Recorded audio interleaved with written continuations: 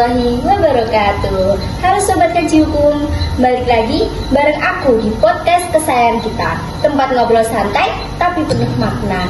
Nah, kali ini kita bakal bahas satu topik menarik dan sering banget muncul di kehidupan sehari-hari, tapi jarang disadari, yaitu uruf atau adat dalam usul fikih. Dan seperti biasa, aku tidak sendirian, udah bareng narasumber aku, narasumber kece, mahasiswa hukum tata negara yang banyak belajar tentang usul fikih juga.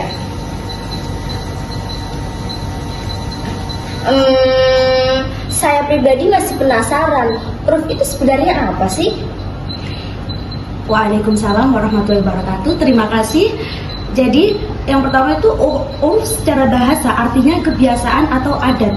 Dalam konteks hukum Islam, urf adalah kebiasaan yang hidup dan berlaku di tengah masyarakat selama tidak bertentangan dengan ajaran Islam.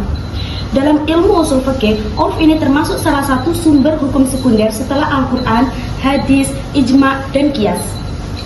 Wah, ternyata penting juga ya. Jadi, menurut kamu, bagaimana sih peran urf dalam hukum Islam itu? Jadi, peran urf sangat penting karena Islam adalah agama yang relevan sepanjang zaman. Urf memungkinkan hukum Islam untuk menyesuaikan diri dengan kondisi sosial masyarakat selama tetap berada dalam koridor syariat. Misalnya, ketika ada hal-hal baru yang tidak disebutkan secara eksplisit dalam nas, urf bisa menjadi acuan selama tidak bertentangan dengan dalil. Dan dalam hukum Islam, dasar hukum penggunaan urf disandarkan kepada beberapa dalil, diantaranya firman Allah dalam surat Al-A'raf ayat 199 yang artinya, jadilah kamu pemaaf, suruhlah orang mengerjakan adat kebiasaan yang baik dan berpalinglah dari orang-orang bodoh. Baik, menarik sekali. Kalau boleh tahu contoh-contohnya itu seperti apa saja? Contoh dalam urf itu banyak banget, misalnya dalam jual beli, penggunaan istilah DP atau uang muka itu bagian dari urf modern. Dalam pernikahan, bentuk mahar bisa bervariasi sesuai adat setempat dan itu sah selama tidak bertentangan dengan syariat. Bahkan cara berpakaian yang sopan pun bisa disesuaikan dengan urf daerah selama memenuhi kriteria menurut aurat itu. Kalau begitu, apakah semua orang bisa menerapkan urf itu? Tidak semua orang kebiasaan bisa langsung diterapkan sebagai hukum.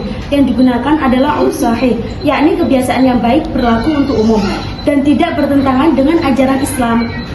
Jadi, meskipun kebiasaan itu sudah menyebar luas, kita itu tetap harus disaring dulu oleh prinsip-prinsip syariat.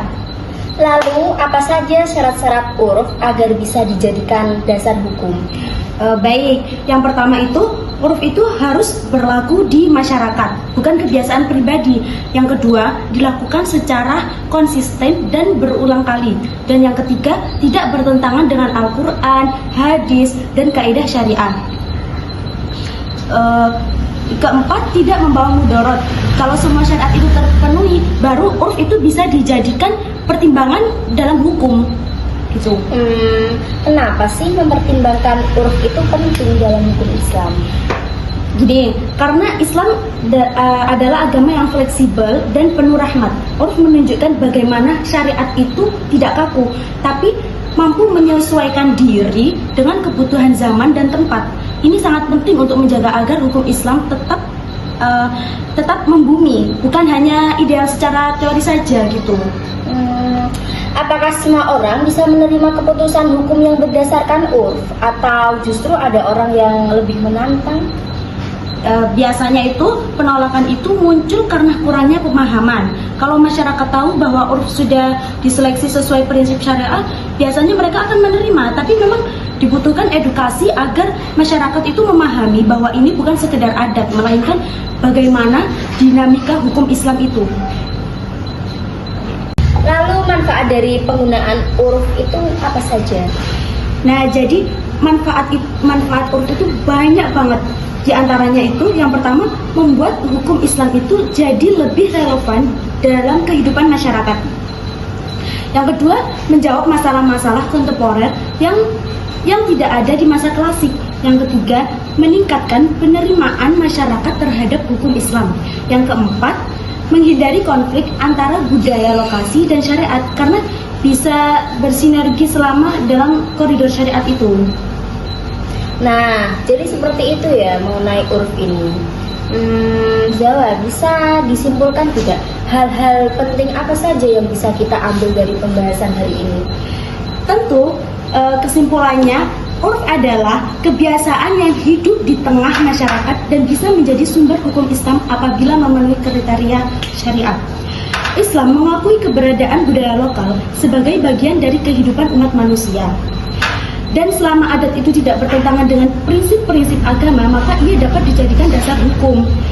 Ini menjadi bukti bahwa hukum Islam itu sangat kontekstual, fleksibel, dan membumi. Oleh karena itu, penting bagi para ulama dan masyarakat untuk memahami dan mengkaji uruf dengan baik agar hukum Islam bisa diterapkan secara bijak, adil, dan sesuai dengan realitas sosial umat.